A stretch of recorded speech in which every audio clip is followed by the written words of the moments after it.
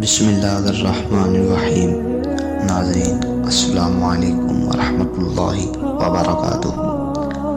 ناظرین، آپ میں سے سبھی لوگ فرشتوں کو جانتے ہوں گے۔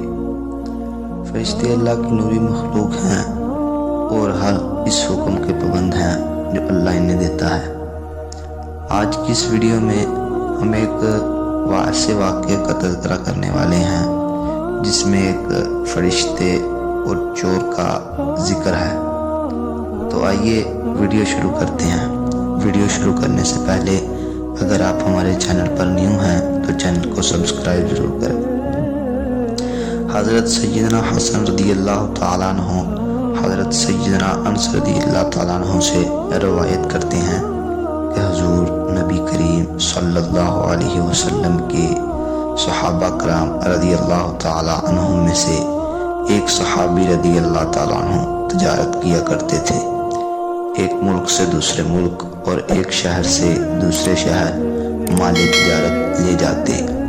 وہ بہت متقی پرہیزگار تھے اور ان کی عادت تھی کہ اکیلے ہی سفر کرتے۔ اسی طرح ایک مرتبہ وہ سامان تجارت لے کر سفر پر روانہ ہوئے۔ جب ایک جنگل میں پہنچے تو اچانک آہنی زیرو پہنے ایک مسلح ڈاکو نے آپ رضی اللہ تعالیٰ عنہ کو روک لیا اور کہا، اپنا سارا مال میرے حوالے کر دو اور قتل ہونے کے لیے تیار ہو جاؤ۔ یہ سن کر وہ صحابی رضی اللہ تعالیٰ عنہ فرمانے لگے، تمہارا مقصد مال ہے تو میرا سارا مال لے لو اور مجھے جانے دو۔ مجھے قتل کرنے سے تمہیں کیا فائدہ ہوگا؟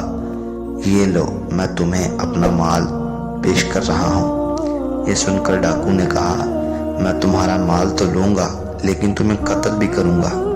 اتنا کہنے کے بعد جب وہ حملہ کرنے کے لیے آگے بڑھا تو اس صحابی رضی اللہ تعالیٰ عنہ نے کہا، اچھا جب تم میرے قتل کا ارادہ کر ہی چکے ہو تو مجھے تھوڑی مہلت دو تاکہ میں اپنے رب کی بارگاہ میں سجدہ کر لوں اور اس سے دعا کر لوں۔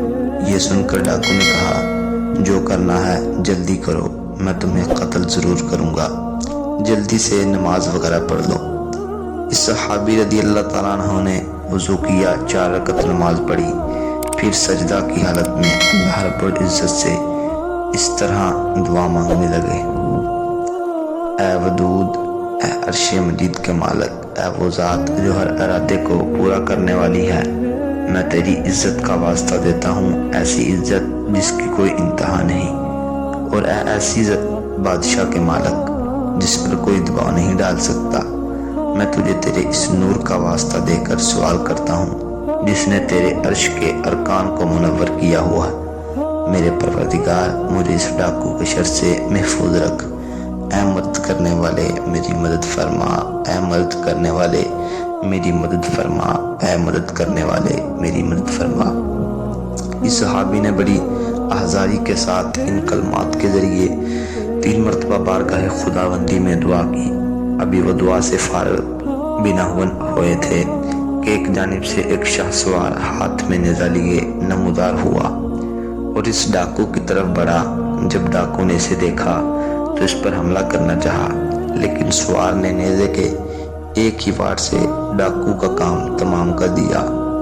پھر وہ سوار اس صحابی رضی اللہ تعالیٰ عنہ کے پاس آیا اور کہا، کھڑے ہو جائیے۔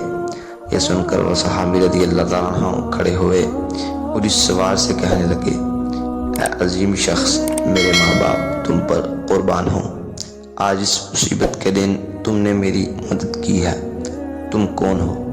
سوار نے کہا، میں اللہ تعالیٰ کے فرشتوں میں سے ایک فرشتہ ہوں اور 4تھے آسمان سے آپ رضی اللہ تعالیٰ عنہ کی مدد کے لیے آیا ہوں۔ جب آپ رضی اللہ تعالیٰ عنہ نے ان پاکیزہ کلمات کے ساتھ پہلی بار دعا کی تو آسمان کے دروازوں کی آواز ہمیں سنائی دی۔